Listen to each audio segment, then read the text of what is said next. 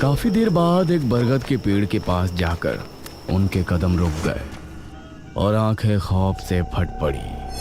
उन्होंने मदन को रहस्यमयी परिस्थिति में पाया।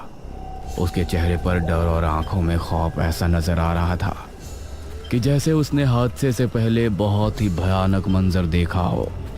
मदन! 400 साल बाद अंधेरा जंगल, सुनसान रास्ता, चारों तरफ सिर्फ पेड़ पौधे और कोहरा।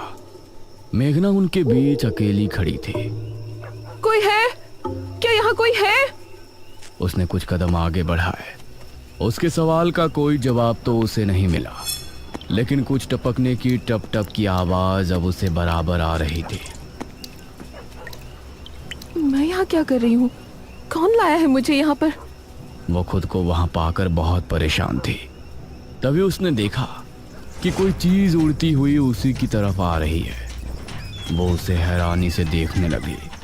पास आने पर पता चला कि वो कोई विशालकाय भयानक पक्षी था। बचाओ!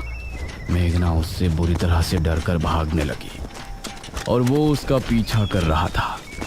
मेघना ने उसे पीछे पलटकर देखा तो वो उसको पकड़ने ही वाला था, लेकिन तभी मेघना एक पेड़ से टकराई।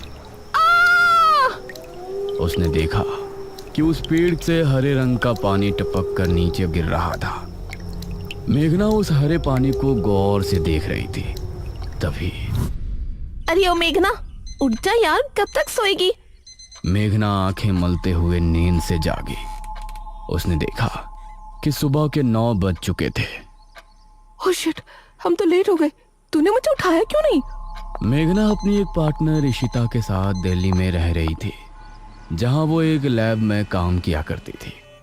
दोनों ने साथ नाश्ता किया और फिर तैयार होकर अपनी लैब के लिए निकल गई।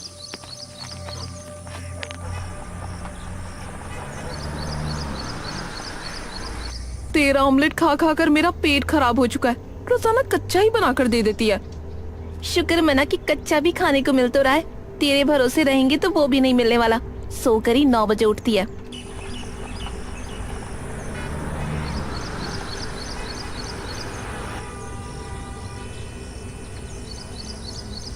ये दोनों लैब में पहुंची और वहां जाते ही इशिता के पास प्रोफेसर जयदेव की कॉल आई। तुम दोनों ने इस बार बहुत समय ले लिया है। जो एंटीडोट बनाने का काम तुमको दिया था वो पूरा करोगे या नहीं? प्रोफेसर साहब, बस ये समझ लीजिए कि काम होने ही वाला है। आप हमें 3 दिन का समय और दीजिए। ये कहकर उसने कॉल काट दिया। तो इतने दिनों से प्रोफेसर को घुमा रही है, आखिर तू ये एंटीडोट तैयार करेगी कैसे? ये सुनकर इशिता ने एक किताब निकाली।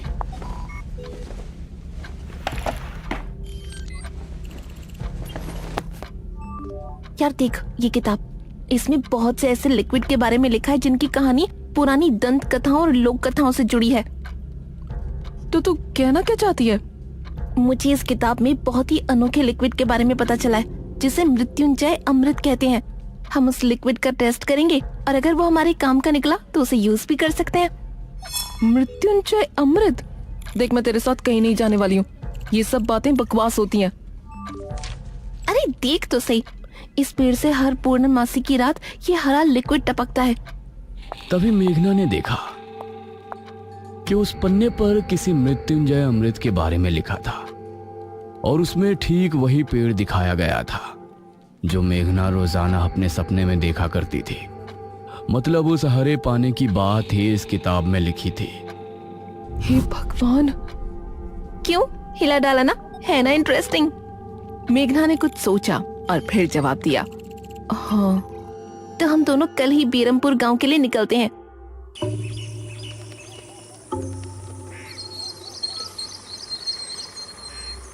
ये दोनों अगली सुबह ही बस से बेरमपुर के लिए निकल गई।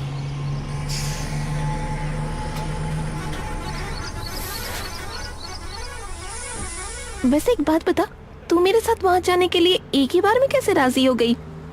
मेघना ने सच को छिपाते हुए कहा, ऐसी अनोखी चीज देखने के बाद भला कौन नहीं होगा जो इसको देखना नहीं चाहेगा। ओहो, ये हुई ना बात। मैंने तुझे पार्टनर बनाकर कोई गलती नहीं की।